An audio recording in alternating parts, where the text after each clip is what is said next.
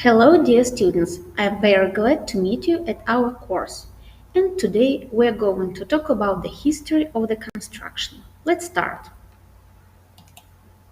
Construction, also called building construction, the techniques and industry involved in the assembly and erection of structures, primarily those used to provide shelter.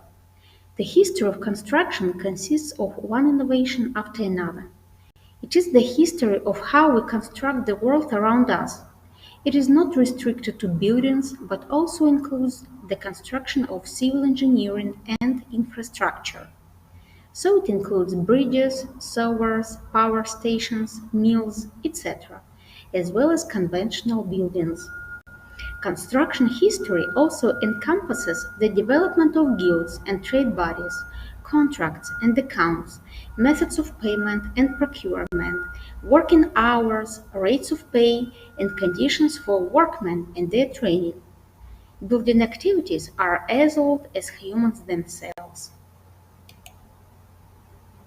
It began with a purely functional need for a controlled environment to moderate the effects of climate. The agricultural revolution, dated to about 10,000 BC, gave a major impetus to construction. People no longer traveled or followed their herds, but stayed in one place to tend their fields. Humans refined their construction practices and started building more permanent structures. Construction during primitive times consisted of mud huts and stone monoliths such as Stonehenge. The tools of the trade included animal bones, copper plates, and axes. The first shelters were dwellings, but later other functions such as food storage and ceremony were housed in separate buildings. Some structures began to have symbolic as well as functional value, marking the beginning of the distinction between architecture and building. Historians believe what we know as traditional construction began to take shape in ancient Egypt and Mesopotamia. As humans abandoned nomadic life, these societies built permanent shelters. The Egyptian pyramids are some of the first examples of large-scale permanent structures. In ancient Egypt, Greece, and Roman, large buildings were financed by the rulers of the country and built by slaves. Stone was an elite construction material used only for important state buildings. It was used if it was available, and where it was not, brick-making industry developed. Bricks were made from mud and straw formed in a four-sided wooden frame, which was removed after evaporation had sufficiently hardened the contents. The bricks were then thoroughly dried in the sun. The Romans derived much of their early building technology from the Etruscans, who lived in the northern part of Italy. The Etruscans developed the true arching stone, for example the Porta Marce, an arched city gateway with a span of about 6 meters in Perugia.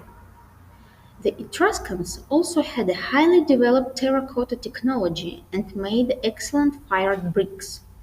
The Romans adopted Etruscan stone construction based on the stone arches or vaults and built many spectacular example structures of cut stone blocks laid in regular courses. Many of these structures survived the fall of the empire, and they became models for the revival of stone construction in medieval Europe. The brick arch was adapted to span openings in walls, precluding the need for lintels. Mortar was at first the traditional mixture of sand, lime, and water, but beginning in the 2nd century BC, a new ingredient was introduced.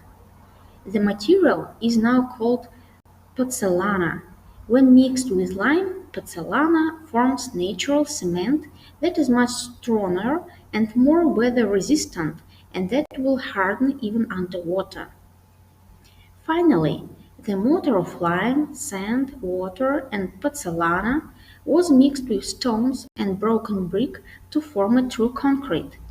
Soon this concrete was begun to be placed into wooden forms, which were removed after the concrete had hardened. One of the earliest surviving examples of this concrete construction is the Temple of the Sibyl, or Temple of Vesta, at Tivoli, built during the 1st century BC. The Romans also made major advances in timber technology. The truss, a hollowed-out beam with the forces concentrated in a triangulated network of linear members, was apparently a Roman invention. The example is the Basilica of Constantine at Trier, where timber kin post roof trusses, triangular frames with a vertical central strut, span a whole 23 meters wide. The present roof is a restoration, but the original must have been similar. The notion of the truss was extended from timber to metal. Bronze trusses, running over three spans of about 9 meters each, supported the roof of the portico of the Pantheon. The choice of bronze was probably made more for durability than strength. The truss remained an isolated achievement of Roman building that would not be equaled until the Renaissance. The most important use of lead was for pipes to supply fresh water to buildings and to remove wastewater from them. The Romans provided water supplies for their cities.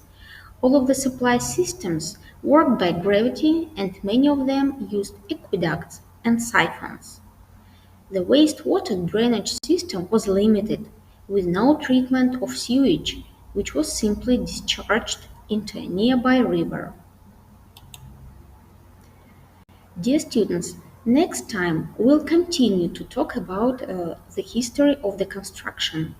Thank you for attention and goodbye.